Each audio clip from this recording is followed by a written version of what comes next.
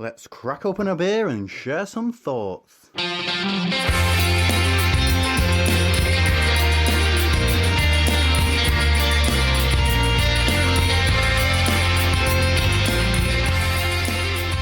Welcome to Opinions, and we're back in your ears once again, but we're not alone, are we, Martin? No, Steve. We've got the O lady. Hello, Dani. Hello. Welcome to the show. It's fantastic to have you on with us. I think the only time that you've actually been on the show in the past is when you did those two amazing interviews for us from the grounds of the monastery in Leicestershire. That's right, just up the road from, well, it used to be just up the road from me. I've moved now, but yes, the gorgeous monks who produced Tint Meadow. And we can't promise the tranquil sounds of birds and sheep in the background tonight, but what we can promise is some really tasty beer that we're going to be drinking with you. And we're going to get the first one into the glass now. Martin, what is it we're drinking tonight? I'm even more excited about this beer since I've recently learned I haven't had it before. Thornbridge Bear State. West Coast IPA, 7%. Can't wait. I am very much looking forward to this. I just checked before the show, and I last had this in 2015. So it's been 6 years. Has it not been released since 2015? I don't think it has. Because it seems to me that you and I wouldn't have missed out on it for the last 6 years, surely. No. It may have come out maybe purely as like a draft release, but I'm pretty sure this is the first time it's been small packed since then. Okay. Shall we get into it? Yeah, and we can do talking about it after. Okay. Cheers. Cheers. I might just inhale it for a little while, actually. All the resin. It's good. A little bit of oiliness there. Maybe a little. There's quite an orange note to it, I think. The aroma is lovely and floral. Really, really nice. And it's a bit bitterness. Beautiful colour. Yeah, nice head retention. Oh, right. Anyway, you two talk amongst yourselves for a moment.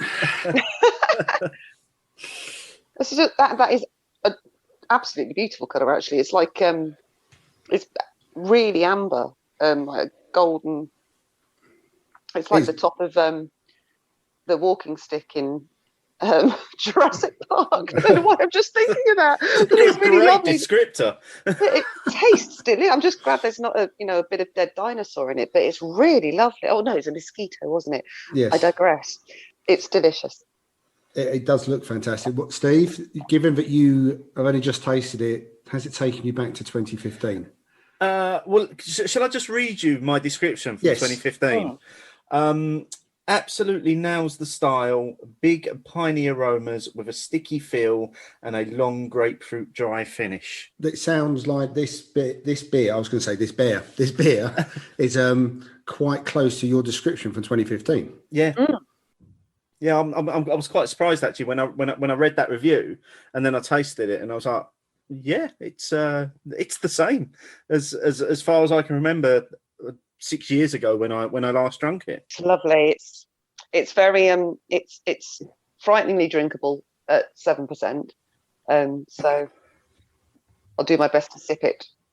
Well, you'll know, Dani, that we do have a problem with beer evaporating on this podcast while we're talking. Talking is thirsty work. It is very thirsty work, and for the fear of this absolutely disappearing out of the glass, let's move on and have a chat with you really about what brings you to where you are today in your beer journey. So take us back over time and talk us through how you first started on this journey and how you progressed through. When I was 20 years old, I started working in a pub when I was 18, the day after I was 18. I used to drink in there prior to that. And the day I turned 18, I asked the landlord if I could have a job.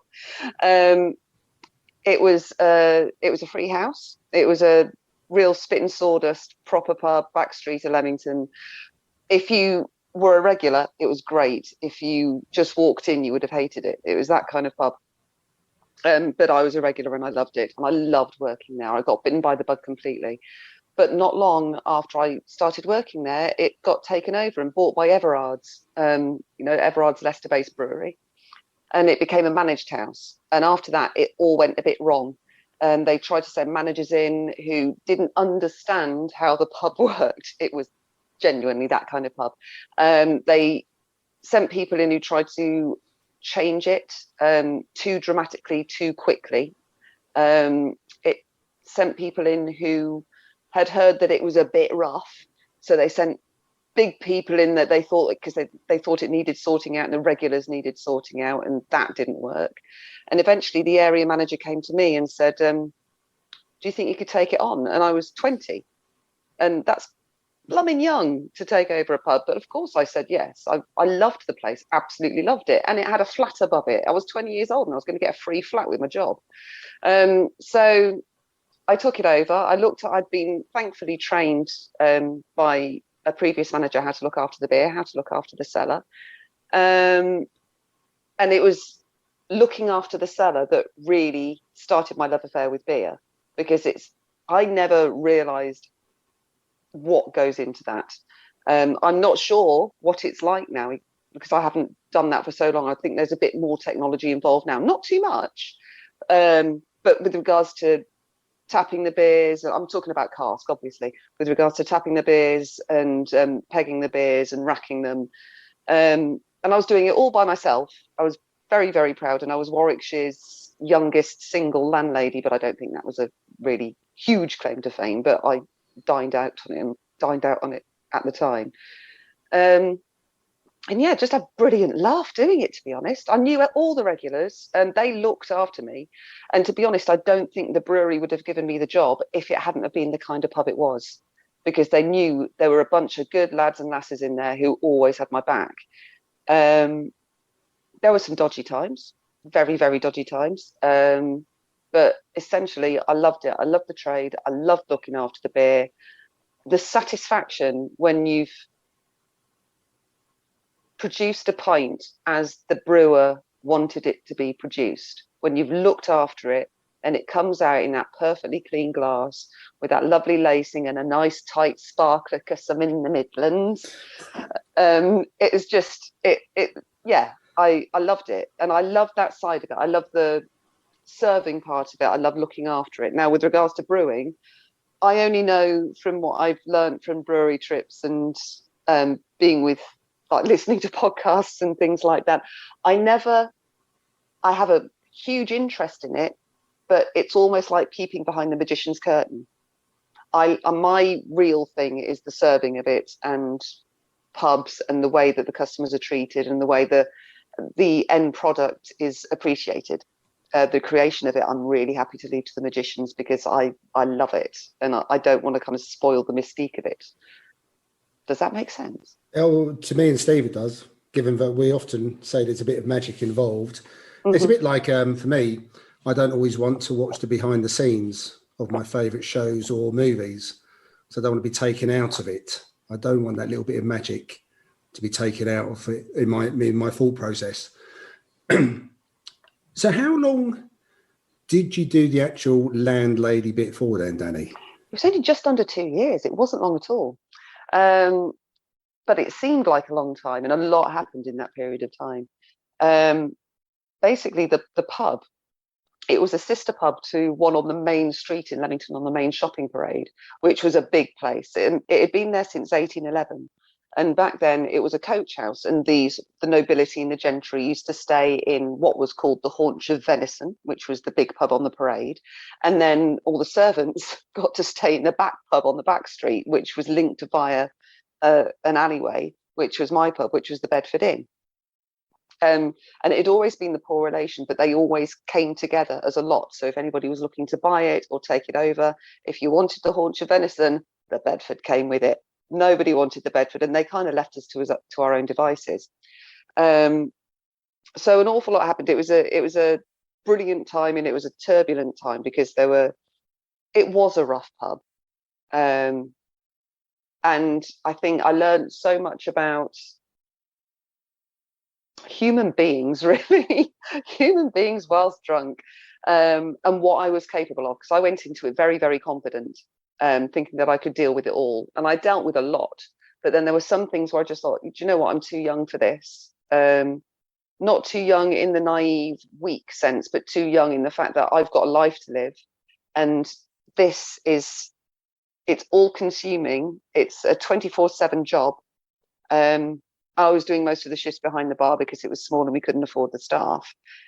And like I said, I enjoyed it, but I just remember one time thinking, this is my life. And although I'm enjoying it, I think I'm too young for this to be my entire life and nothing else. So I decided to leave, and I had nothing else to go to. I had no relevant qualifications. I hadn't taken my A-levels. I had no idea what I wanted to do. I had sort of a pipe dream fantasy, but didn't think that was possible. And so I just handed in my notice with nothing else to do, and then thought, I'll find another job, and scrabbled around trying to find another one, and became a security guard. Obviously, at a Crown Court, which was great. And I've had enough jobs to fill 7 lifetimes since then. But yeah, so it was just under 2 years. It was, we had many lock-ins. I had Christmas Day at the pub, which is one of my favourite things ever. When you open a pub at Christmas Day, it's just one of the most joyful days you can possibly have. We had live music there a lot, which was just wonderful. It was a bit of we're pretty much a hard rock pub. And in fact, one of our most popular bands played one night, and I was downstairs changing a barrel and the ceiling caved in. So, and not to the extent that it caved in and damaged me, but one of the joists broke. So I had to run upstairs, try and get this entire rugby team to stop jumping on the floor and moshing to this rock band, and get them out. We had to shut the pub for the weekend, and that was actually quite a nice time for me because it meant I got some time off to drink myself. Funnily enough, I didn't drink that much when I was running the pub. I didn't drink that much at all. I used to smoke like a chimney, but I didn't drink very much at all. And another reason why I left was because up the road from where my pub was, a new pub was being developed in an old bank. And for a while it was great because all the builders had come down and drinking my pub. We got all their trade. Also, my pub was next to a nightclub, so we used to get the passing trade on a Friday and Saturday night from there. But as soon as this other pub opened, my pub died, and I got the blame for it. Well, not the blame necessarily, but it was on me to try and make the pub a success. But the pub that had opened up the road was the Wetherspoons. And with their prices and their size and their food and what they could do, just couldn't compete. So I just thought, this is, like I said, it's consuming me, and I left.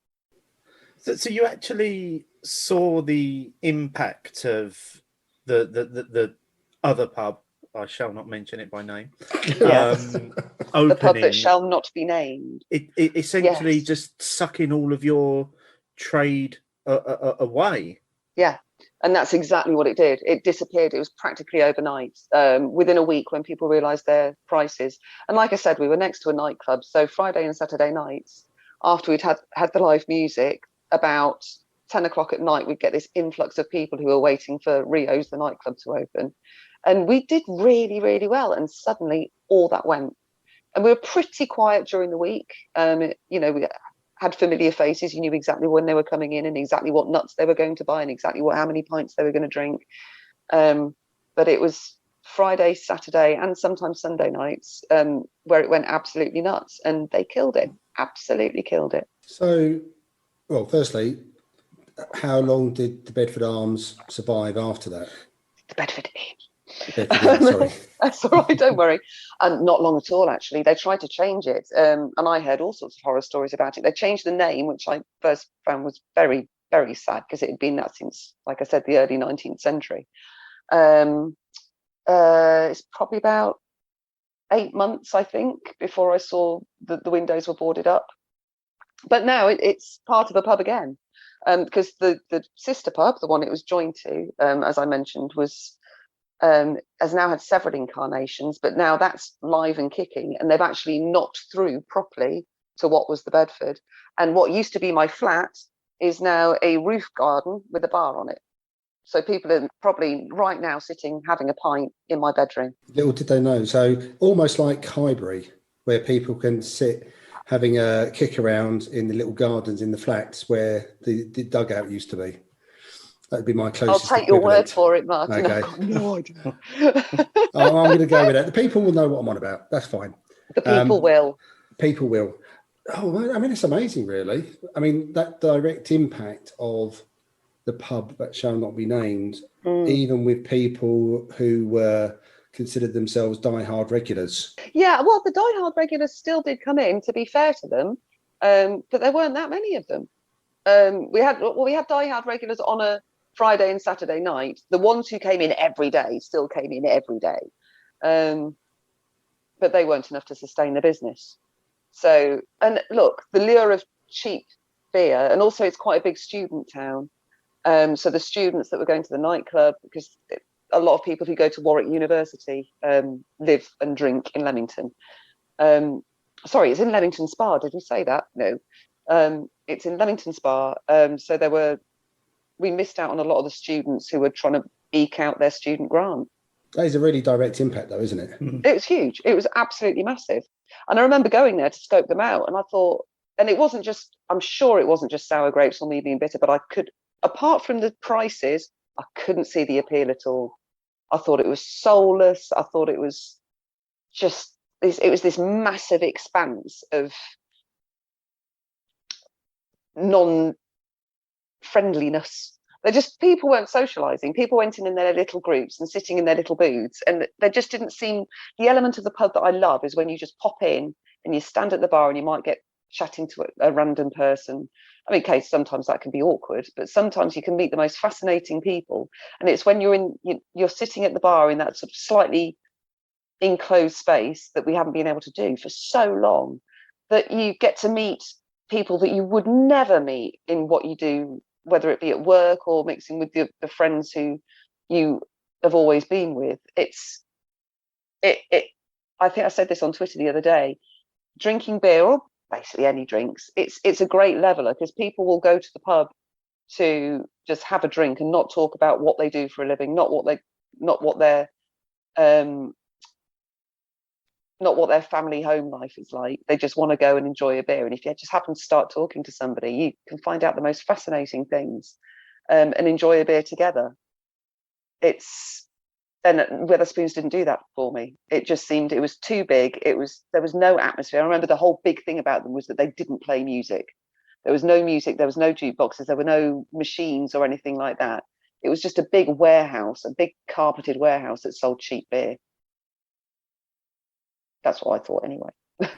I'd imagine there's probably a few listeners that will certainly agree with you on that, Dani.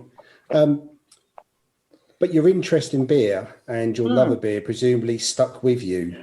It really did, particularly cask, because I've told you I really appreciate what goes on behind the scenes with regards to keeping and pouring a nice pint of cask is concerned. But I did waver. I went over to the wine side for a while when I was in my late 20s, but it was always there. And then when craft reared its head, I found it absolutely fascinating. I must admit, I was a bit resistant to it to start with, because I was a traditional girl. I like a good pint, a good handful pint. But it was the wonderful Trafalgar Wines in Brighton, which sadly is no longer there. But a lot of the listeners will know, I'm sure, because it was a fantastic place to buy craft beer from right in the early days. He was really on the front foot. He introduced me to a lot of the breweries, and used to send me home with a tasting pack of all these things to try. And it was a whole new world, to be honest. I will never not love a decent pint of traditional cask. I mean, give me a Fuller's ESB any day and I'm a very, very happy girl. But the craft beer world is a whole other thing, and I love it all. There's a lot to be said in terms of, I suppose you can draw some parallels there in terms of your experience of running a pub and having that community with your regulars in terms of what beer offers us now is a very similar environment in terms of the communities that we've built. Predominantly, I think all of us will say that we've made friends through Twitter or on online. You know, that's how the three of us come to be here this evening.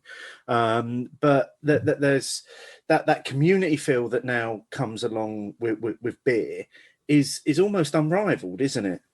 Oh, completely. It's like I said, I think it's a leveler, because, you know, when you're at a beer festival, you don't know.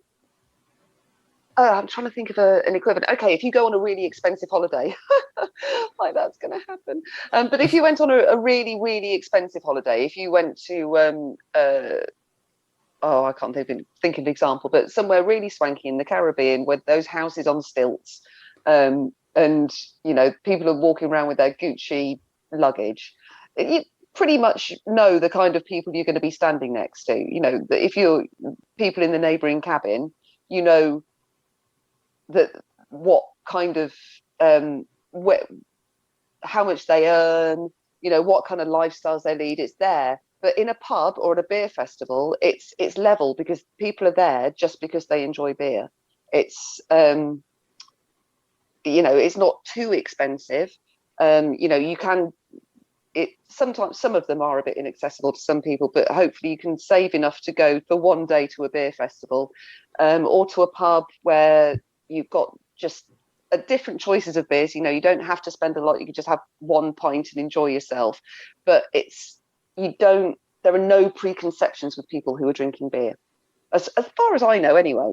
If I see somebody enjoying a pint, I think, yeah, I hope you're really enjoying that pint, mate. Not and I'm not curious about what they do for a living, where their kids go to school. Not that I'm really curious about that with anybody anyway. But do you know what I mean? It's just, here we are drinking beer together, having a laugh. Let's get to know each other. And that's what I've loved about getting to know everybody via Twitter, because it kind of sheds anything else. And you get to know people from the beer up.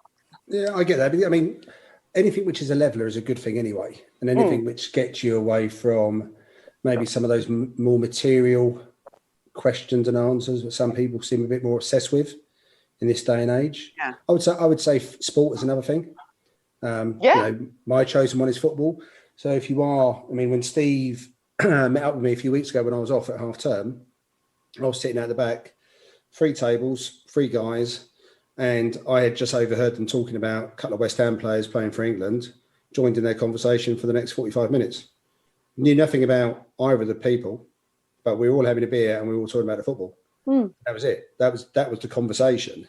So I can definitely understand where you're coming from on the level. I think anything which is a leveler is a good thing, whatever the chosen subject matter is. And beer is a good one, you know. I mean, don't get me wrong, it can be incredibly divisive as well, particularly in the craft world, you know, Sabro. But it's you know, at least it gets us talking about something that we're all interested in. And that was Dani tonight. She's had to leave. she clearly didn't read all of the show notes that said these are the words that you can't say. Did I just swear? Well, it's twice now. It's that name of the hop and that name of the pub as well. All right. You're gonna have to redeem yourself here. I'll try my best. I've got to tell you something. Sorry, the one thing I wanted to tell you about the pub when I first took over, because I was thinking about it because I knew we were going to be talking about it, and it makes me sound ancient. And I mentioned it to my niece earlier, who's 18. When I first worked in the Bedford Inn, and when I first took it over, it had gas lights. In the evening, seriously, I had to go around and light all the, is it lintels? Yeah. I think that's what it's called. I had to go around, is it lintel or, something like that. Anyway, I had to go around and pull the levers, the one above the pool table as well. You had to pull the lever, wait for the gas to come out and light it. Can you imagine that now? My word. And that was, I say only 20 years ago, but that's a whole life ago, isn't it? I wouldn't have imagined there was gas lighting still, though. I know, it was absolutely mental, which is why, it's another reason why it was so upsetting that it kind of died, because it did have this really rich history. Huge. It was a wonderful place. And you say it's opened up again now. It's yes. And it's survived the whole pandemic, and it's reopened and it's still there. Well, I don't know about the pandemic because I've now moved, so I haven't been there for a long time, so I haven't heard. But it's not a pub in its own right anymore. It's now the back end of the sister pub I was saying about. Okay. So there used to be a kitchen in between them, and we shared a kitchen. So the kitchen produced food for both pubs, but now they've got rid of that, and it's just a walk through all the way with 2 bars. Almost sounds like White Locks and Turk's Head. Yeah. Yeah. That's sort of Yeah. what I'm picturing. Is the bit was closest I can come up with anyway. In those sort of terms. So you have been back to it when you were living local to it. Or do you know what? I went back on the 20th anniversary of me taking it over because I'll never forget the date because it was my friend's 21st birthday, and I was supposed to be going out and getting leathered, and the area managers just walked into the pub at about 8 o'clock at night and said, "We're really in the doodah. Can you take it over? Do you think you can move in tomorrow?" And I went, "Oh, yes, okay, yep, that's absolutely fine." So I put my drink down, still carried on to celebrate my friend's 21st birthday, but also went home and packed a bag. I'm just trying to think what I was doing at 20 and whether I would have been responsible enough to have taken over the running of a business. And I think I can come to a very quick conclusion that no, I wouldn't have been anywhere near responsible enough to have just gone, yeah, okay, I'll run it for you. Well, I loved it. I absolutely loved it. And I didn't, do you know what? I didn't actually drink that much then. As I said, I didn't drink that much while I was working there, but full stop, I didn't. I just loved the atmosphere of a pub, and I loved making the customers feel happy, and I loved being part of it all. I mean, I suppose I loved being at the helm of it all, and I was really proud of it. I was really, really proud of it. You know, when people were enjoying the World Cup, was it 98? Martin, would it have been? Yeah.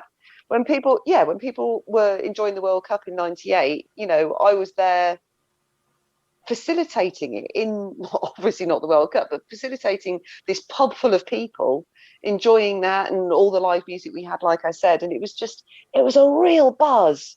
It was a real buzz. So I didn't see it as running a business. I found the books quite easy. It was just maths. That's where I would have gone wrong.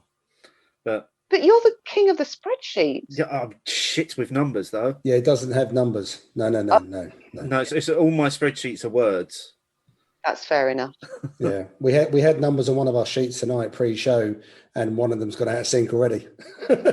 So but you know, joking aside, I'm probably with Steve, to be honest. I mean, I had left home before I was 20, and I was working, and I remember my godfather running a pub and my mum and dad running an off license, and I saw how it always felt like it was hard work to me because I often saw my mum and dad being tired, weren't running the off license, or my godfather never having time to come and spend with us when we went to visit him, which was a good thing at times because it did mean we had a bit of a run of the premises, which he may or may not have known about, but by the by.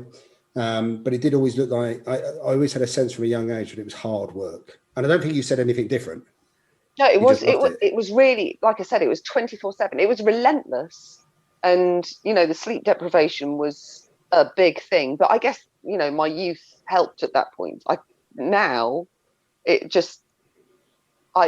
am in absolute awe of people that do it now. Particularly independence free houses, the amount of, I mean, pandemic aside, the amount of hours that you have to put in just to break even, it's so hard to make money. But this is, I mean, going back to what we were saying about, well, what you were saying online about it being a respected career, I should say. I've been thinking about that recently. I don't know whether I would choose to do it now. I think now I would love to own a pub and have enough money to pay people to run it for me that I trusted and pay them well, so that they had the experience and all that kind of thing. I still love I would love to go back into the trade, but I wouldn't love to do those hours again. I don't think I could. I can I don't think I understand could that. cope with it. I can understand. It's long hours. And I think you summed it up when you said, this is my life. Yeah. And I think if you are landlord, landlady, and especially if you're living with the premises. So remember, we spoke to Andy and Sheena about this at the Vic, and they took a conscious decision not to live. Even though they could have, they took a conscious decision not to live above the premises. But I mean, not everyone has that option probably. And as you said at the time, it sounded like a bit of a bargain. I get a free flat with the workplace. Commuting's fairly easy. But that's it. Effectively, your friends become your regulars, your customers. You are there all the time, even if you're not working, which sounds like that wasn't very often anyway. But you would always, if someone else was doing a shift and something was going wrong, I assume you'd always say to them, I'm just upstairs. Oh, yeah, totally. I mean, I'll always remember my day off was Tuesday. I used to take Dre Day as day off, which seems ridiculous. But when, the delivery used to come at about 7:30 in the morning. So I'd get up on Dre Day, sort that out, and then I'd know that I'd have the rest of the day off.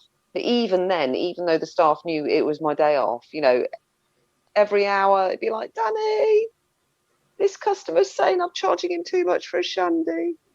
So yeah, it was relentless. But, yeah, like I said, I think I would have been a no. Well, I mean, but the thing is, at that age, I could cope with it physically and mentally. There were very few times that I kind of lost it and thought, oh my God, I can't do this. In fact, I don't know if I can remember any times that I did that. And like I said, I had wonderful regulars. And on Sunday afternoons, I remember I had a football team as well. I had a pool team, dart team, and a football team. So that was fun watching their kit. But the football team used to come back. It was when Sunday opening hours was a thing. So you'd shut at 2, open again at 7. But they used to come back in the afternoon and have a few beers after their match. But I'd say to them, look, if you want to do that, you help yourselves. Just put some money in the pot. I need an afternoon kit. And they did. And they were completely honest about it. They never ripped me off. The stock take was always bang on. So it was that kind of really, really lovely place where I knew that if I did reach burnout, there was somebody to help. And I don't think many places get that now. I don't think there are many pubs like that because they're too corporate, I suppose. It's very rare that you find, I say very rare, it's incredibly lucky and joyful to find a pub that has that kind of heart and that kind of sense of community now, which is something that I constantly seek out, rather than somewhere that's just trying to serve the best food, make the most money. I'm not interested in that. Do you know what? I'd rather walk into somewhere that didn't have decent beers, what I consider decent beers, on tap, but have that kind of lovely sense, that lovely atmosphere of community and nurturing and safety and family, for want of a better word.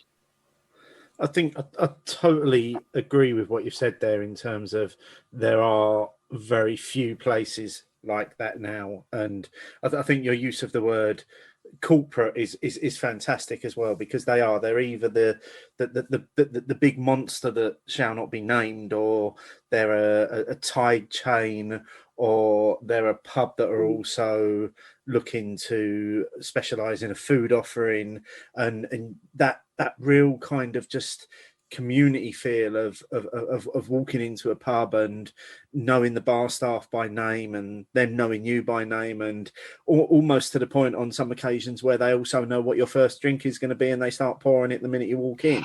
Absolutely. And that's what we were like, to be honest. It was like, as soon as he came, there's always this guy, I remember, we called him, we didn't know his name. He was pint of Murphy's and 2 packets of pistachios. And that, that's as posh as we got, was pistachio nuts. But he was just this guy, and as soon as he walked in, that's what he used to do. It's much, I always think of Cheers. It was like Cheers, the English version of it. And I've got to be completely honest, if I ever hear that theme tune, it always brings a bit of a tear to my eye. If I ever need a bit of a cathartic cry, I stick on the theme tune from Cheers. I think the thing is, though, I think with each passing generation, that concept of a pub probably waters down each generation.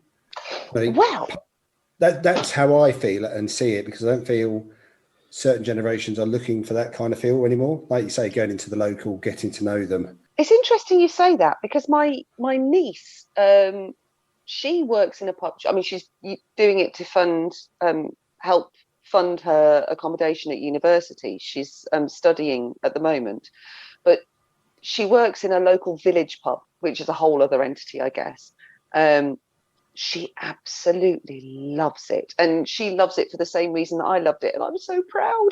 Even though she's doing product design at Loughborough University and she's probably going to fly high and do wonderful things, I am so proud that she really loves and really sees the benefit of being an integral part of a community pub. It's just, yeah, it fills me with joy, and it gives us something to talk about as well. No, that's true. Like you say, there's definitely a common bond there between aunt and niece, isn't there? I've almost finished my beer. Even though we've all been talking, it's still bloody evaporated. I've got a good, well, it depends how big my mouth's feeling, but I've got a good few mouthfuls left. Well, maybe it has evaporated. I can't speak anymore. I've got a good few mouthfuls left. Well, I've just finished mine. Seriously, I think, Dani, you said it was dangerously drinkable at 7%. And yes. Do you know what? I'm really pleased with that, because when I get excited about a beer, there's always the fear of disappointment. And we all have that, don't we? You know, but that's delish. And I've sat on this for 2 weeks knowing that we were going to record this. So I'm so pleased, because this would have disappeared the day it arrived otherwise.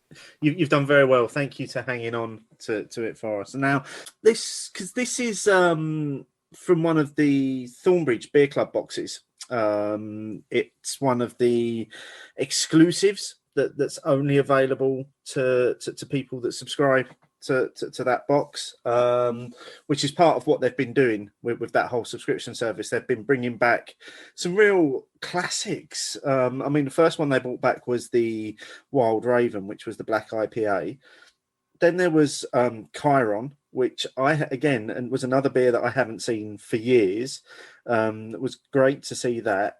Now you've got Bear State that's come back, and I think later on this year they're also bringing back, is it Valraven, which is the double black IPA as well, and those are all of the exclusive ones that the only way you're going to get them is by subscribing to that box. So it's quite clever what they've done, isn't it? I really appreciate it, actually. I think it's I didn't think I would go for a subscription box from a single brewery. I thought I would, because I subscribed to Beer 52 for quite a while and then stopped. And that's all I'll say about that. But I thought I'd rather have a variety one where you do get a taste from different breweries from all over the country or all over the world. But I thought I'd give this one a go, and I'm not going to lie, I'm very impressed. I mean, I was just going to say, I had the birthday one bought for me, and it was when I think we had the Big Brewery collab in it. But generally, from the stuff I see and the people I follow talk about it, every now and again there's a beer which people aren't too fussed about, but I think you're going to get that in any subscription box.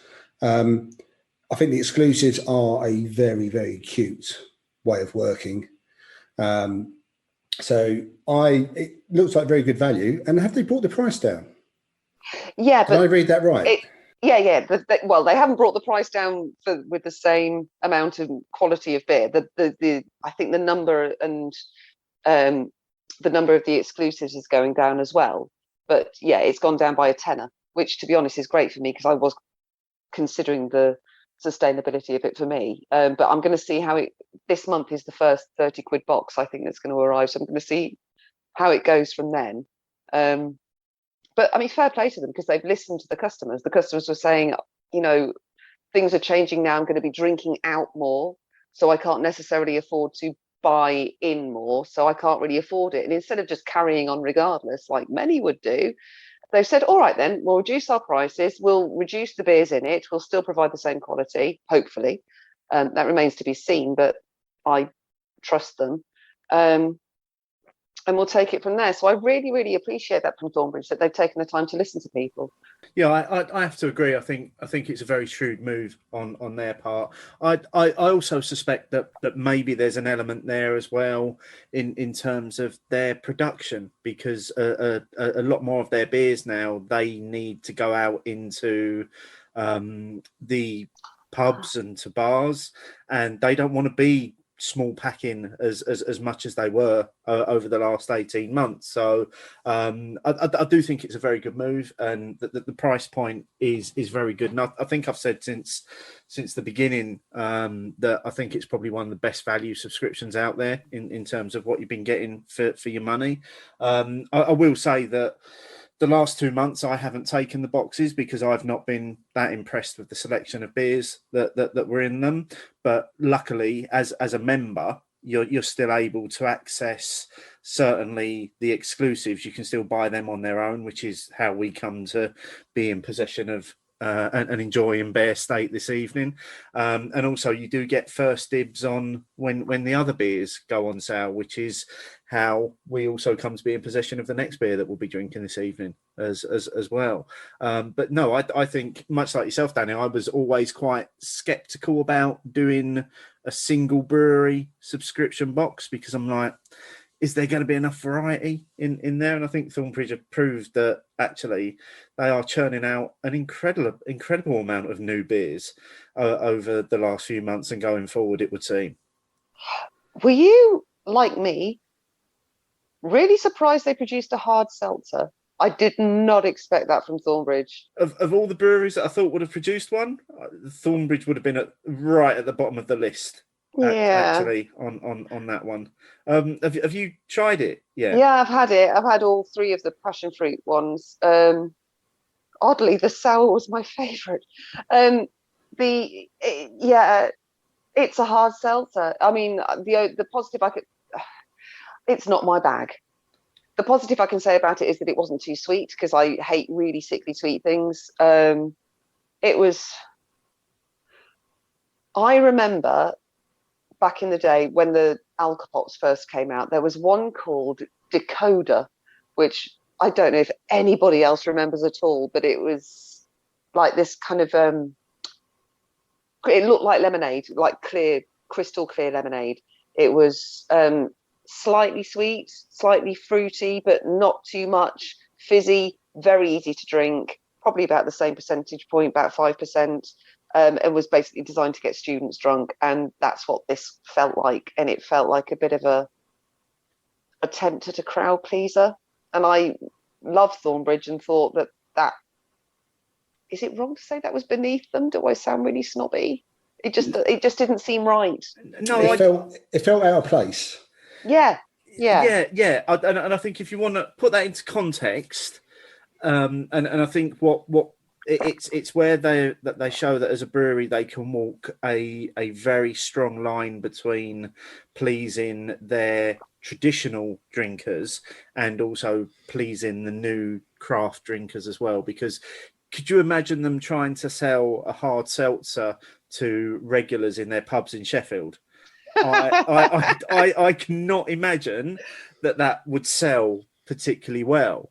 But no. You put it into a subscription box, you put it in small pack, and you put it online, and it's going to appeal to a different audience. And I think that's what they are beginning to do very, very well as a brewery. Is they're recognizing that we have these two markets, and we need to be able to cater for them both. I think you're right, but I really, really don't get where the hard seltzer market and the beer market overlap. I mean, to me, it's like doing beer and wine, or it's a completely different drink. And I don't see how they go hand in hand. No, I don't understand how. Firstly, we're even discussing hard seltzer, but I don't understand how that even fits into the beer market. No, exactly. You've got a beer subscription box and you've got an Alcopop in it. Yeah, well, from the couple that I've tried, that they're no more than alcoholic fizzy water. Yeah, exactly.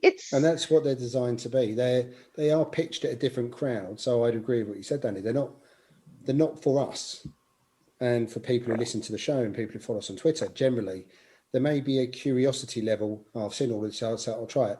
But most won't be going out for it, because I remember someone posting something on LinkedIn about it.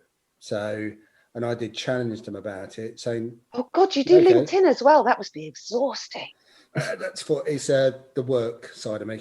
Okay. But I challenged it because look, this was all done 20 years ago.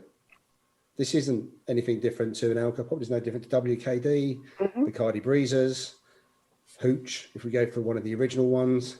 Decoder. Do you know what I want to know from this podcast when people listen to it, if anybody else remembers Decoder?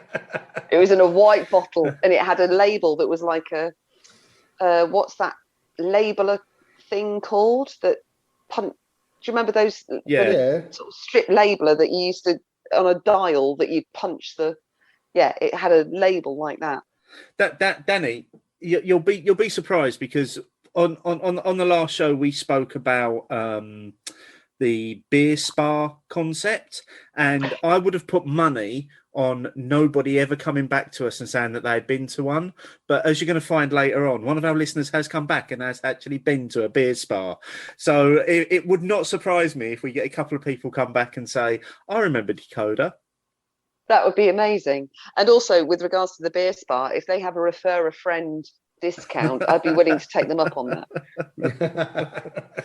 But I think just to end this conversation about hard seltzer and to never have it again on a beer podcast. How did we get onto it? Yes, anyway. You mentioned it. That's Sorry. how we got onto it. So it's again on the banned list of words that you've just ignored. But basically, I'm still struggling to see why we're having the conversations about it in the beer community, because it's not beer. I agree. Why are we? Yeah, why are breweries focusing on producing this stuff when they could be producing better beer or more beer? Exactly. I completely agree. If they could try and reinvent the New England IPA, please. What, as a West Coast? Yeah, that's that would what be we want. preferable. Yeah, I completely agree. I have no idea what place it has anywhere. No, well, it's certainly not something that we're ever going to discuss on the show. I remember we did a poll about it. I think it was about a year, maybe 18 months ago, when they first started making an appearance. And I think one of the responses we had was, "It's not beer. Why are you even talking about it?" And it was that response may come up again then. yeah, because people have just had to listen to 10 I minutes of us. apologise sincerely to everybody. It was actually a conversation about subscriptions and not about hard seltzer. Well, let's swing it back round to beer, and let's move on to our second beer this evening, which is again from Thornbridge.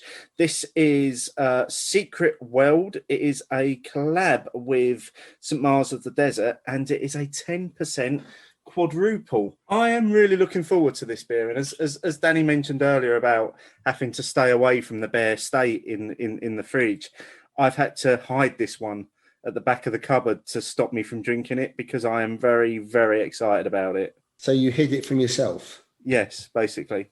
So I'd know it was there, wouldn't I? I completely get that. It works. Hiding things from yourself, even though your intelligent brain knows that it's there, you can pretend. Yeah, if you can't see it, then it's not there. It's not there. Yeah.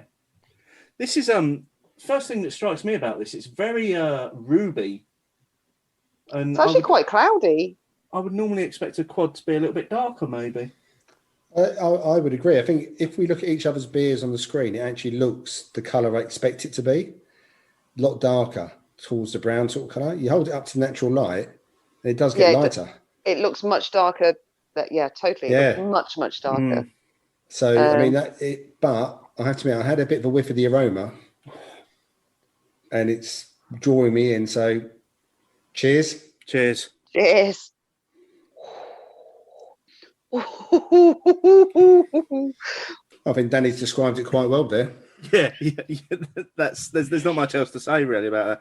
I mean, the aroma it's raisins and fruitcake and Yeah, a little bit of Belgian-y on that nose. but it's a really faint on the Belgian side. I mean, it's probably the perfect beer for these two to do together, isn't it? Yes, yeah. We've But it's got the St. way it Mars of the coats your Desert. mouth. The Yeah. mouthfeel of it is incredible. It's so oily, but oh gosh. It's very, but it is with all the stuff that you described on the nose and the oil. It's still very clean as well, which I think is very much a Thornbridge trait. Having very clean beers, very sharp in that respect. And then you've got some of the beers that we've had from St. Mars of the Desert and other people have had from St. Mars of the Desert. The fact that they've gone for a quad, and I don't think we've actually met. I think, did we say 10%? Yeah. I'm not. Well, we might have done, but yeah, 10%. 10%. It's a very light 10%, because if I think, for me, my quad benchmark is probably a Straff Hendrick. Okay. That's probably my quad benchmark. The sort of one I'd go to if I see it on a menu and it's that time of the evening. I go, oh, I'll have one of those. That's a bit darker, a bit thicker. This one is, and I think Straff Hendrick doesn't really hide its ABV. This one feels like it could be less than 10%. Well, I'm going to be really interested to see how this develops as it warms, because I don't know about you guys, but I've just got mine out the fridge. Oh, I think we took ours out just before we started recording, Danny. So okay, so you're probably having quite a different experience. Yeah, I mean it's still quite chilled at the moment. It's not cold, but you can tell that the characteristics on that are going to change as it warms, and you are going to start getting some different flavors coming through on that. As we're having a bit of a Thornbridge evening, this is another one of those. I think I said to you, Steve, with the mind games, their gin barrel aged beer. As soon as I tried that, I got straight online and ordered 5 more, which are still in my wardrobe, cellaring away nicely. And this is very much like that. I may, after we finish recording this, particularly after we finish recording this, because my guard will be down and my debit card will be to hand, I may well get online and order quite a few more to put away, because this is the kind of beer I would look forward to having on Christmas Day. Yeah, it's definitely a kind of wintry beer, isn't it? It's a 12 beer. Although Christmas beer. It is working chilled on this. It's quite muggy here. I don't know about you, but it is working chilled as well. I'm not going to guzzle that because I want to know what it's like when it warms. I think it's quite interesting. You mentioned the mind games there. That was the one that they did with Firestone Walker, wasn't it? Yes. It'd been aged in gin barrels. I think this whole range of these kind of bottled releases that they've been doing, again, most of which have been appearing in the beer club, but they have also been available to buy online. It's been quite interesting to see where they're going with some of the styles. I mean, that again, the mind games was a real surprise in terms of the style, and I probably approached it maybe the same as you did. I'm not sure that's going to be for me. And I absolutely loved it. I mean, that's Mind Games is actually down there as one of my contenders for beer of the year already, because it was so good. And I think what they did with that perfectly was it had all of the characteristics of a gin and tonic in it as well, but it was beer. And you're absolutely right. And then, I mean, I don't know. I think you do enjoy gin and tonic as well, don't you? Yeah. And I think for those of us who do enjoy both, it was perfect. But I would never have thought of putting those things together, ever. I mean, if I see a bourbon aged beer or a whiskey aged beer or a brandy aged beer or something like that, I get excited. But a gin barrel aged beer, particularly, you're the same as me with regards to anything remotely sour. Mm-hmm. You kind of steer away from it. Although I think my taste buds have changed over lockdown. At the age of 44, I can say that I will now choose to buy a sour and spend money on it and expect to enjoy it. But that one was incredible. This is quite a bold statement. There's a revelation for the show. It was. I mean, yeah.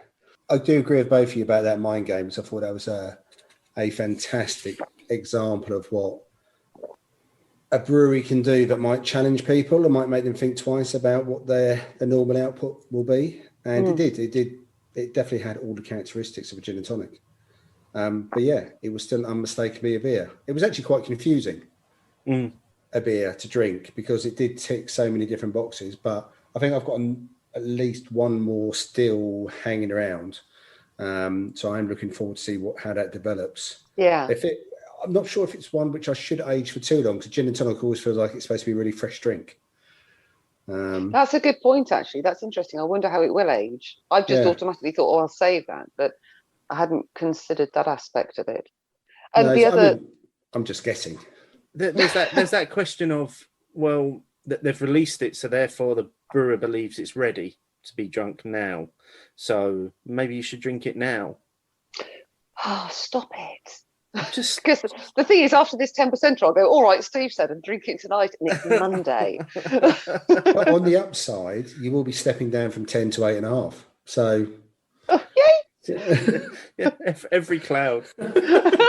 Every cloud. I do like to think that maybe somewhere a Thornbridge have squirreled some of this away in some barrels as well. Oh my God, I hope so. A barrel-aged version of this would be simply stunning. I mean, it's an incredible beer as it is, but put that in a barrel for a while and let it pick up some of the characteristics of. I'd probably go straight for maybe a bourbon barrel version of this. Pick up some of those toffee vanilla characteristics. Could you imagine? Yeah, rum or sherry as well. Yeah. I can get the rum. I could definitely get the rum feel for this one. I'm getting very excited now. Rum and raisin, isn't it then? But while we continue to enjoy this, we should probably get on to discussing this week's question. Opinions, opinions, opinions, opinions. How do you think the general public views a job in hospitality? So we had 372 votes on this. 6.2% of people said they look at it as a career. 84.1% just as a stopgap, and 9.7% as other. I know you had a comment on this one, which did, and I'll read it to you so you're aware of what you said. It's your ultimate bugbear. It's definitely a stopgap, but that's so wrong. And there is a host of reasons why from both sides of the bar: pay, respect, history, and most of all, education. I could discuss this for hours. The floor is yours. Buckle up, chaps. Okay, for example, my niece, as I mentioned earlier, is currently, as she's just broken up from university, working in a pub that she loves. She loves the job. She waxes lyrical about it. She works 40 hours a week and thinks nothing of it. She absolutely adores it. She's managed to save quite a lot of money doing it, but still sees it as a stopgap, even though it's a job that she absolutely loves. Now, don't get me wrong, I'm not saying that she should stop university and do that as a career. But there's something about a job that you enjoy that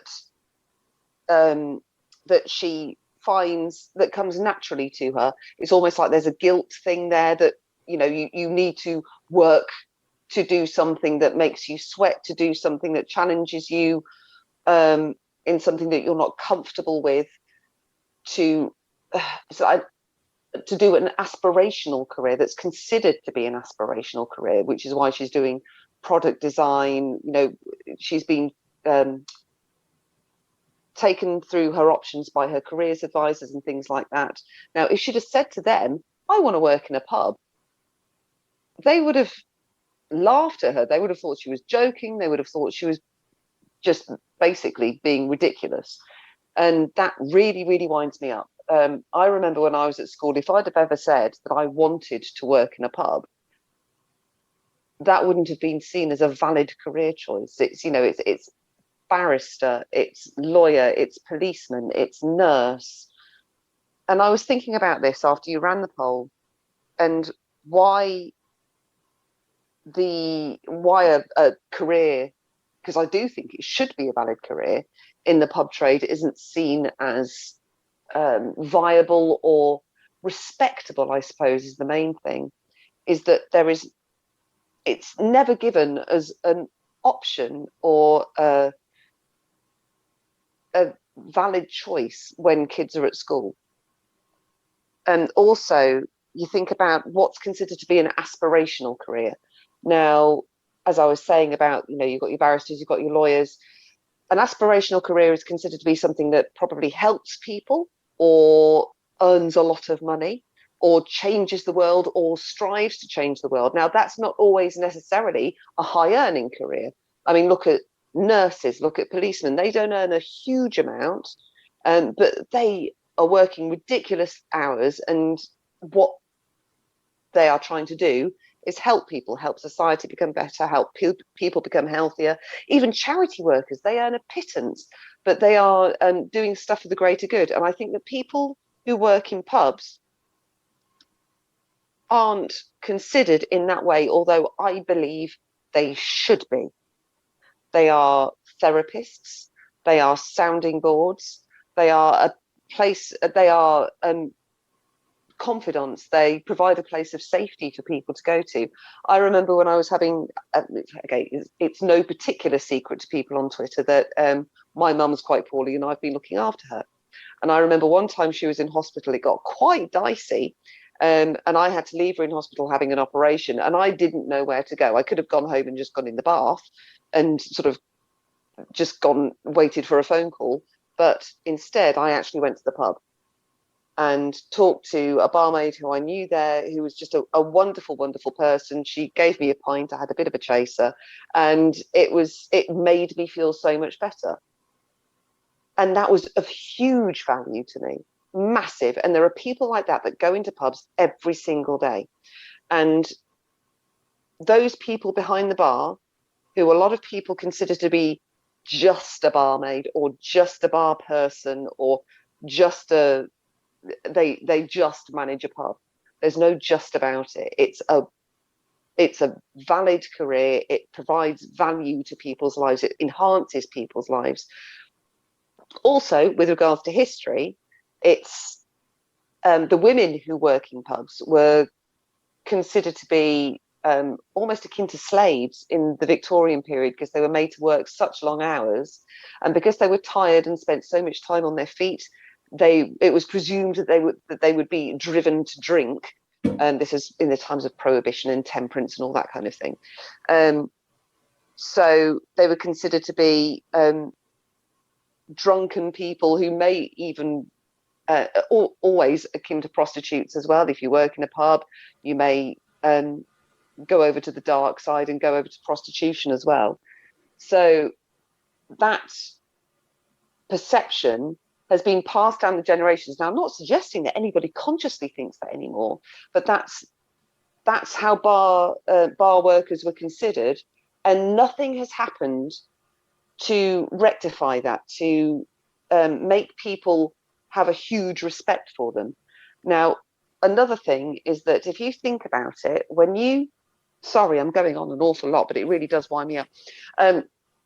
If you think about it, if you are working in any other job, so if you are a structural engineer, if you are an electrician, if you are a barrister, if you are a security guard, if you dig up roads for a living, whatever, you spend your day working, and then to release the day's pressure or to relax, you go to the pub where somebody pours you a beer and looks after you, which psychologically almost makes the people that are doing that, the people that work behind the bar, the people that run the pubs, the people that are serving you after you've spent the day serving everybody else. And psychologically, that makes people think less of them.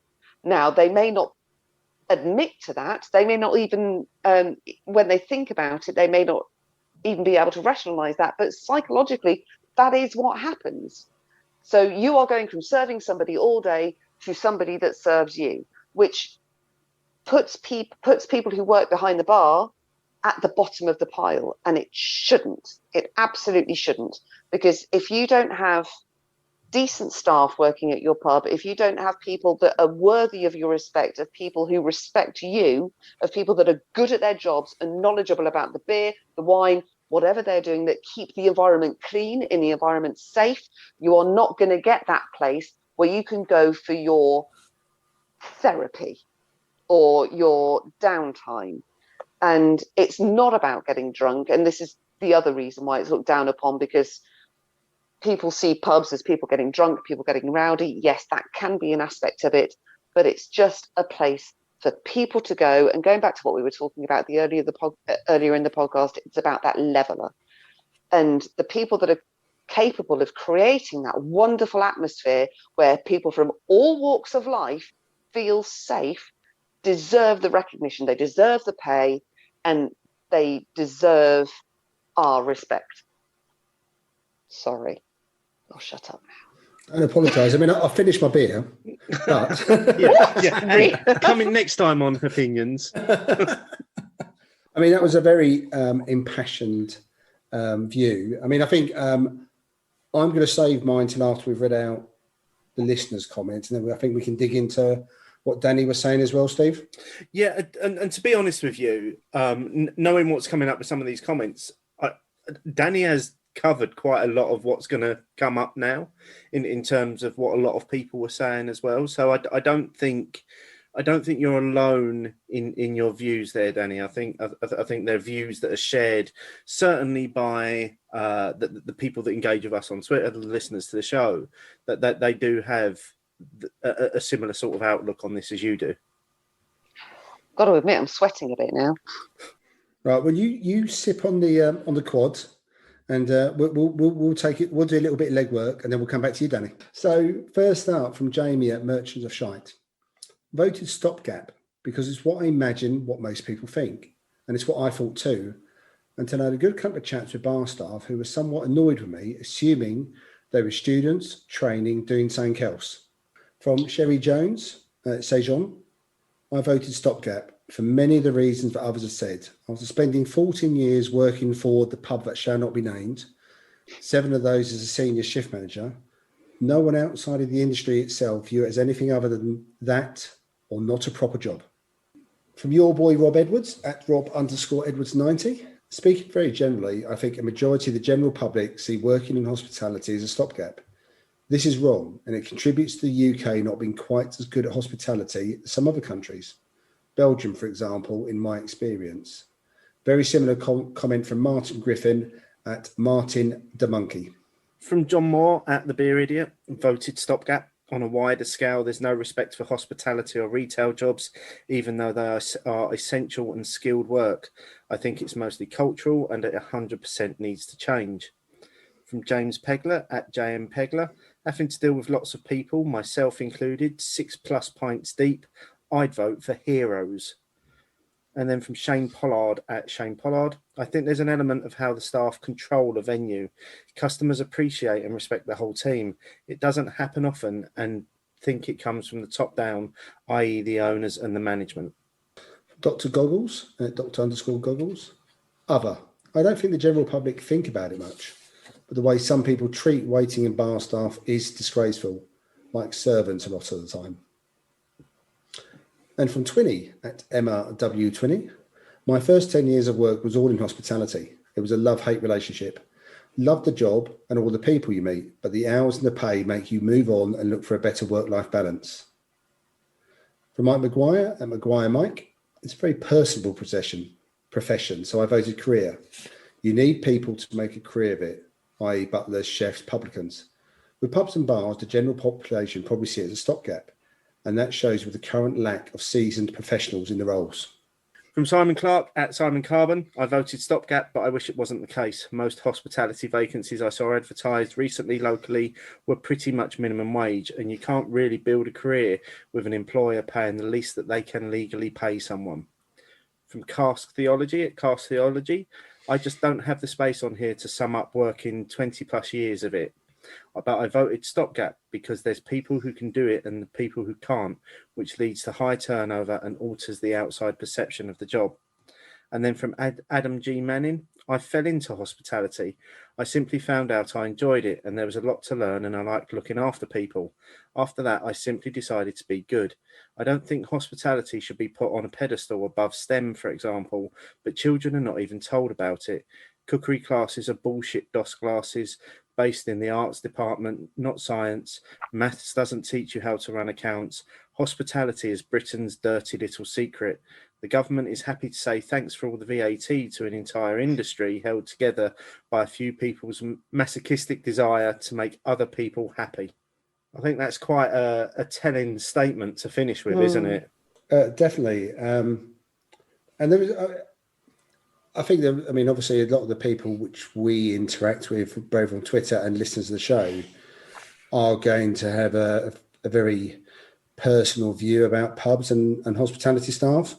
But one thought which occurred to me all the way through what Dani was saying and all these comments, do you think people look at it differently? And there's a couple of things. One is your city centre or town centre pubs, where people run it and work in there, versus your local pubs where you've got a landlord and or a landlady who own it, run it, live in it, and experience it.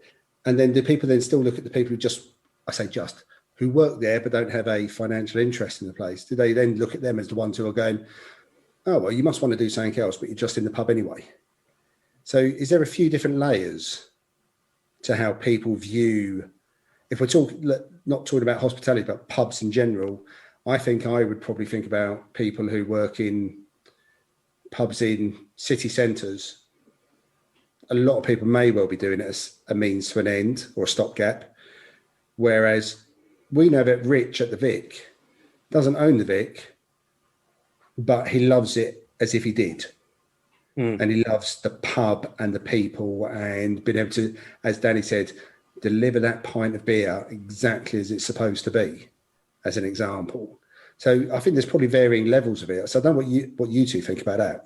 I think, going back to what I was saying about it being, it's all kids are brought up to strive for an aspirational career. And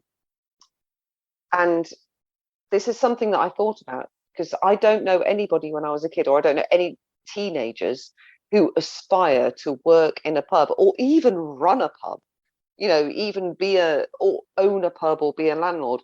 But there are an awful lot of people in the corporate world who are very, very successful, and people in the acting world, which is the world I'm in now. For people who don't know, I'm a sort of actor and scriptwriter. There's an awful lot of older actors who aspire to owning and running a pub. So it's almost like the aspiration to do it comes after you've become successful in something else. But I also think that the people who aspire to that don't understand the hard work that's involved with doing it. So it's almost seen as a retirement prospect, not as something that you would come at the bottom level and build up to, which I can't think of any other profession that has something like that. I find it utterly bizarre. And it also, what creates a sort of something to aspire to is something that you have to be qualified for. Now, yes, there's a Cicerone program, and I've just done the Beer with Nat thing, which Beer with Nat she runs a fantastic course. But if there was a course at school or a BTEC or something like that, I know there's general hospitality and catering, but actually in bar service and how to look after beer and things like that, if you had to be qualified in it before you were allowed to work behind a bar, I think that the profession would gain an awful lot more respect. But I don't know how that is financially viable, because we all know that it's difficult to make a living running a pub. So if your everyday staff had to have a qualification that could be expensive in itself, and then you'd have to pay them accordingly, and with the way that not necessarily free houses, but the way that managed and tenanted houses work, how would that be financially viable for everybody? Because the only way you're going to get people wanting to work there and wanting to get that qualification that I think should be in place to want to gain that and work in a pub long term is for it to be able to buy them a house or at least a car or something. But it's impossible, like you were saying. Most of them are minimum wage, like Simon Carbon, his comment. It's a very difficult circle to square.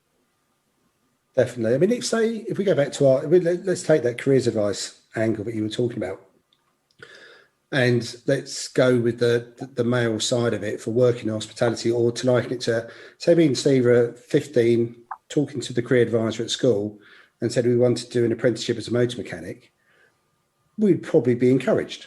You know, do you like messing around with cars? Has that sort of thing maybe your dad, granddad, or uncle got you into? And then someone would say, well, yeah, you can do this. 5 days working in the garage, 1 day at college. No one would, it would be unlikely that someone would try to put you off.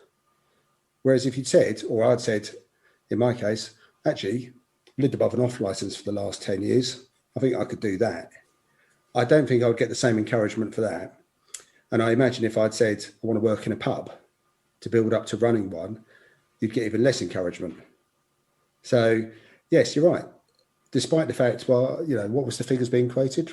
Is it 3 million people who work in hospitality in the UK, or did work in hospitality in the UK?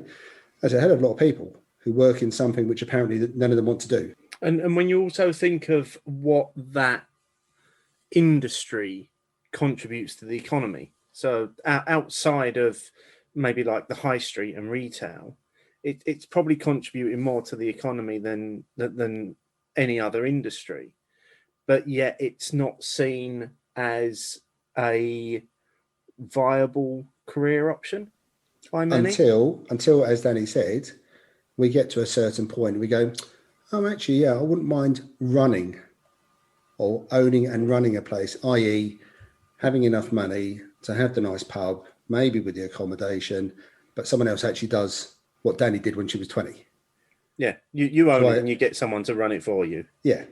So that's when it becomes aspirational. Up until that point, it probably isn't. But how much of it do you guys think that it's to do with alcohol? Because we're talking about the pub as I've been talking about the pub as a sort of place of safety to go, a place of escape. And yeah, we all enjoy a beer, but some people will go there and have a lemonade or a slimline tonic water or something and just sit there at the bar and just take a breather away from their home life, whatever's going on with them. But people's perception is the pub is where people go to get pissed. Now, how much do you think that the fact that it's not considered to be an aspirational career or something like that is the fact that it's facilitating people getting drunk? And also would presume that you enjoy far too much to drink and it's an unhealthy career. Well, schools certainly aren't going to promote that to their students, are they? Because exactly. It's not seen as the right thing to do. So yes. Now, I think you mentioned, you know, there's now an option in there in terms of hospitality and catering in schools, but I would guarantee that most of that would be towards a career in the hotel industry or running a restaurant, the food side of things, rather than it being geared towards salesmanship and running a bar and understanding alcohol and all the rest of it. I simply don't think schools are in a position to be able to promote it almost as an option. So where has this, is it the media? Is it fact that this notion that people that go to the pub will drink in absolute excess to the detriment of their health, to the detriment of society, to the detriment of their families? You know, where are the people that go there just to have a couple of drinks and have a nice time, whether they be alcoholic, whether they be soft or anything like that? Where has this idea come from that it's all about excess and that it's detrimental to society? Because that's another thing that I think that a lot of it's got to do with, and why, like you were saying, the schools would never promote it. You know, don't go into anywhere with, don't go into a career that's anything to do with alcohol. Well, it's 100% the media, isn't it? Yeah. Yeah. And that's before social media. That was newspapers as well. Newspapers, when they talk about anything to do with the on-trade, they always show a pint. Yeah. It's a pint being poured, and apparently you can only get voted into an MP if at some point you've poured a pint, no matter how badly you've poured that pint. Apparently that shows that you are, you know, close to the working class by pouring that pint, which quite clearly you don't want to have, and you've got no idea how it should look. But that's it. They never showed them doing anything else. It's never a spirit from the optics. It's never a glass of wine, anything like that. It's always about putting a traditional pint. They will always show that. And then the story will move on to how many people have been out pissed in a city centre that night. I guarantee you they haven't been getting pissed on cask beer, for starters. And my experience of local pubs is that they're fairly self-regulating. If you are out of order, the regulars will usually put you in your place. If not the first time, definitely the second time. It is, again, those city centre type of places. And I definitely think it's the alcohol. The UK, considering we never went down a prohibition route like the US, we have a really weird relationship with alcohol and not wanting to talk about it. Like I said, maybe I missed some of those aspects because I lived above an off licence from the age of 7. So alcohol was what was there all the time. I was stacking shelves. In those days, no one questioned it. If you were doing the till at the time, if mum and dad were at the back, didn't matter. So maybe I missed some of it, but I do know that there are definitely people, even when I used to take Michael to beer festivals as a kid. Oh, you're taking Michael to a beer festival? Like, I was slowly going to shove pints of beer at him. Anyone who knows my son, there'd be no point in shoving pints of beer at him. I mean, he's barely drunk a pint in his whole life altogether. But that wasn't the point. I just wanted him to see that it was about a lot of other things, not just the alcohol and the end result of what might happen, rather than waiting till he might get to 18, being secluded from it, and then just going hell for leather on his own with no guidance. So that was always my mindset and my thought. But we're not like, I don't know, certain countries like the French, where wine is an integral part of the meal for the family, and the youngsters, the youths, teenagers will have a glass of wine with dinner. So yeah, I think we have a very strange relationship with alcohol in the UK, and people have that perception of us. We had a beer tasting at work where we invite, because we were doing it by Zoom, we managed to source the beers in Amsterdam as well as in the UK. Some of our Dutch colleagues joined us, and a few of them had been over to the UK, and their perception was crystal clear that we just simply drank to get drunk. And that's the perception they had, and that's a perception which we have. I think a lot of people have over here as well. I think you're absolutely right that it's down to the media. You're absolutely right. And going back to what we were talking about, we had a bit of a natter pre-recording about the football. You know, every single photograph on the front of certain red tops after major football matches is people getting absolutely leathered, and the streets full of drunk people taking their shirts off and lying around in the gutters with their plastic glasses full of cheap lager. Whereas I guess that, well, I know us three and the majority of the listeners of this podcast they appreciate the drink rather than want to get as much of it down them as possible and don't care what it tastes like. Yeah, and not just that. The media could have found people at those fan zones who weren't as pissed as that. Yeah, absolutely. Those people were still there. Guaranteed those people were still there. They could have found those people and spoken to them or showed them. But that, for whatever reason, isn't the picture they want to show. But then equally, the same red tops will say that, Britain has a drink problem at some point in the future as well. So it's just whatever suits them at the time. And yeah, all of those fan zones, all of those places that have marquees up, they could easily have found as many people who weren't as pissed.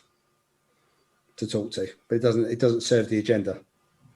Yeah, and I think it's those sorts of images and that sort of attitude towards it that does make it very difficult for it to seem like a viable career option. That doesn't it? You know, like you say, It's almost like they're portraying you as a pimp. It really is, because you are facilitating this behaviour, whereas those people that are being photographed or not photographed, just the people that we hear about, to be honest, they've probably gone and got a 2-for-1 10-pack from your local supermarket, and it's got absolutely nothing to do with pubs and hospitality. Yeah, that's another good point as well. A bit of preloading as well. Yeah. Before you've even turned up. So, yeah, I think there's lots of factors. I mean, I think it's a shame that hospitality isn't looked at. So, yeah, I just think it's a really hard one, because they do deserve better a lot of the time. They definitely deserve a lot more respect. And if there's one thing that's come out that I hope has come out of everything that's gone on over the last 15, 16 months, is that people do appreciate them more. I'm not sure they will, or the majority will, but hopefully a sizable minority will appreciate everything that hospitality does for us. I really hope so. The one thing I'm curious about, as to whether it'll change, is the tipping culture, because we know our friends over in America, people in hospitality essentially live off their tips. It's the majority of their wages. Now we're coming out of lockdown, and hopefully punters are appreciating the hospitality trade more because they've realised what they were missing over the last 18 months. Do we think they're going to be tipping more than we used to? Do you think we're going to be going over to the more American model of that? I think while we've been in this transitional period, shall we say, of table service and the like, it's probably more likely that people will tip because they're actually seeing the service, they're appreciating having their beer brought to them at the table.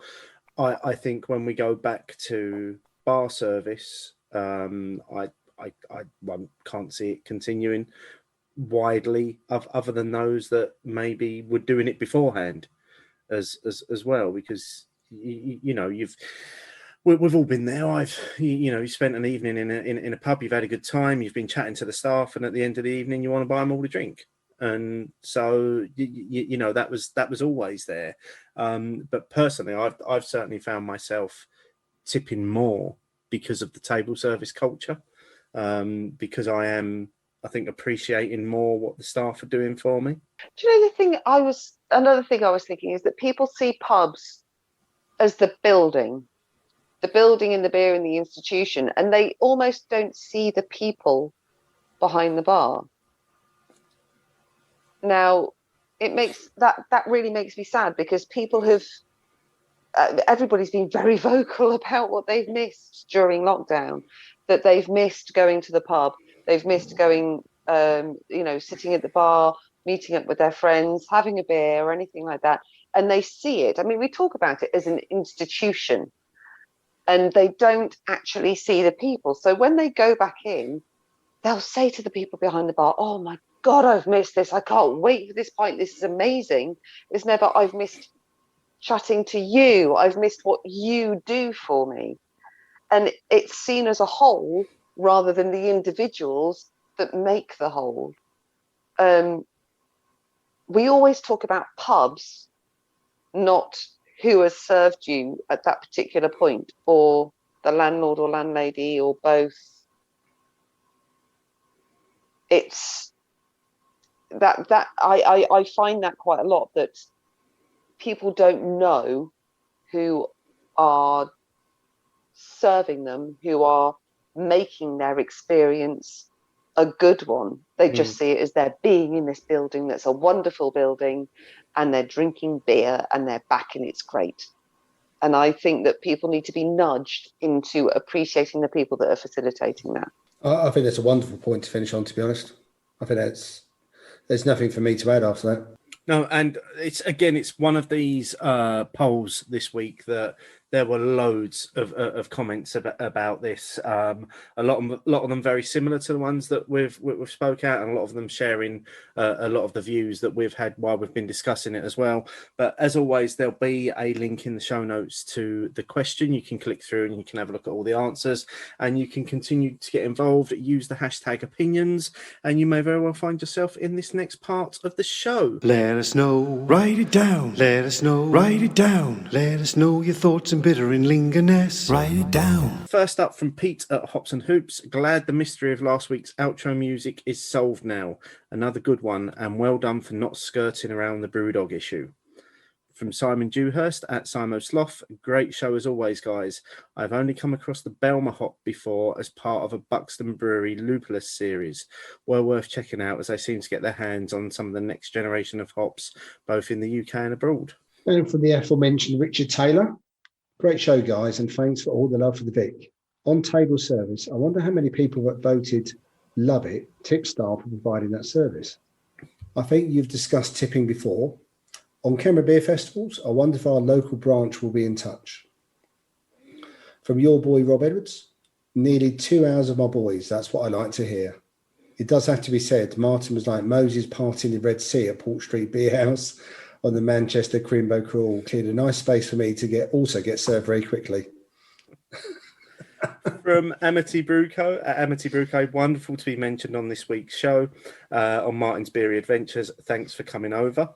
And from Can I Get a P, another classic Martin rant on people no-showing. People who no-show should have a word with themselves, but that would require them having the ability to look inward. From Sophie at So Beer Blogger, great show again this week. I've actually been to a beer spa in Prague with Witcher 77, and it was the best experience. There's nothing better than sitting in a beery jacuzzi, sprinkled with hops, and unlimited lager tapped to yourself, and beer baked bread. Sounds wonderful. See, now this is what I said earlier. I would absolutely have guaranteed that nobody would have ever fed back and said, I've been to a beer spa. Does that mean there was beer in the actual tub? That's what it sounds like. Basically, it sounds like the equivalent of Cleopatra, just without the ass's milk. Yeah. Replaced by beer. Or Sounds at least a bit sticky. water with beer.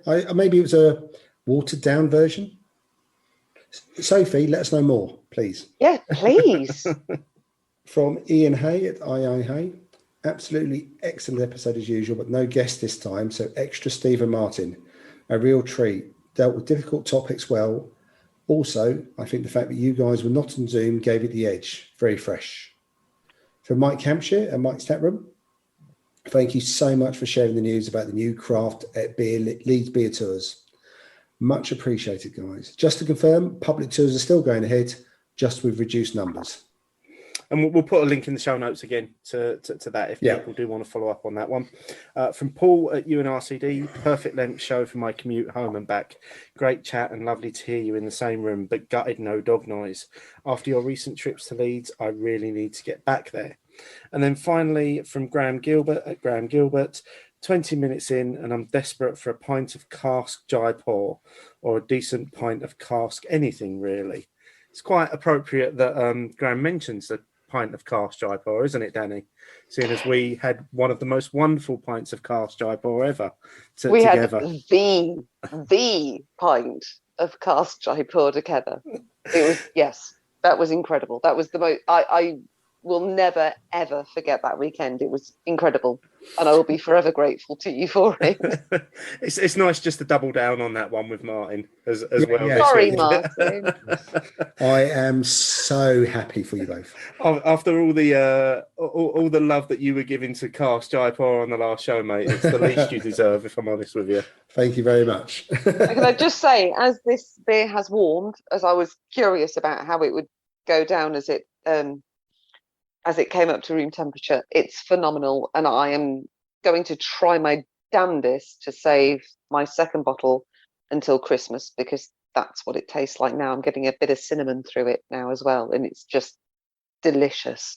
It has got a real winter Christmassy vibe about it to me. I think ours has probably warmed even further than that, and it's soft, sweet. It's raisins. There's a little bit of spicy fruitcake in there as well, and it is just so delicious, and I've had to really temper myself to drink it as slowly as I've been drinking it, because I just want to drink it more because it's so tasty. Haven't got that much left. There's not a lot left in our glasses, is there? I No. think we should probably use this opportunity to say thank you to Dani for coming on and joining us this week. It's been an absolute pleasure listening to your journey and those early days of your life in beer, and how you've kind of stuck with it and found different communities throughout your time. And it has been great to finally have you on enjoying a beer with us. It's been long overdue, I think. It's been a real pleasure, and I'm sorry if I waffled and went off on one, but that's what I tend to do. But that's where my passion lies, and I get a bit wound up about various things. It's, I really appreciate counting you two as friends via Twitter. Who'd have thought 20 years ago that would have been a thing? It's But mad, I can't isn't wait it? for the day that we can, all three of us, meet up and Martin can finally enjoy a pint of Jaipur with us. No, because you two will mention the other pint again. No, that's It never would never happened. be as good. It would never be as good as that one. That's the problem. So yeah, just carry on using the hashtag opinions. Carry on getting involved in what we're doing. Martin, what's coming up on the next show? Well, apparently we've got this amateur coming on. Probably most people haven't heard of him, Mr. Matt Curtis. He'll be talking to us about some stuff about beer, Pellicle, and the bit I'm most excited about, his new book, Modern British Beer. Yeah, I'm really looking forward to that chat with Matt and hearing all about the new book. It sounds very exciting, and hopefully we're going to be drinking a few of the beers from within the pages of the book, aren't we? Yeah, hopefully not all of the beers that are mentioned. No, in I the think book. there's 85 or something in Yeah, there. even for us, Steve, that could be a challenge on a Monday. Yeah. I think it'll be slightly less than that. So yeah, I'm really looking forward to that next time. Dani, once again, thank you for joining us. It's been an absolute pleasure. We'll put a link in the show notes to where people can find you, but I'm sure those of our listeners that already know you already follow you and already enjoy conversing with you on Twitter. But it has been great, and I've thoroughly enjoyed this final beer that we've enjoyed this evening. So all that's left to say is cheers. Cheers. Cheers. Sometimes you wanna go where everybody knows your name, and they're always glad you came. You wanna be where you can see our troubles are all the same. You wanna be where everybody knows your name.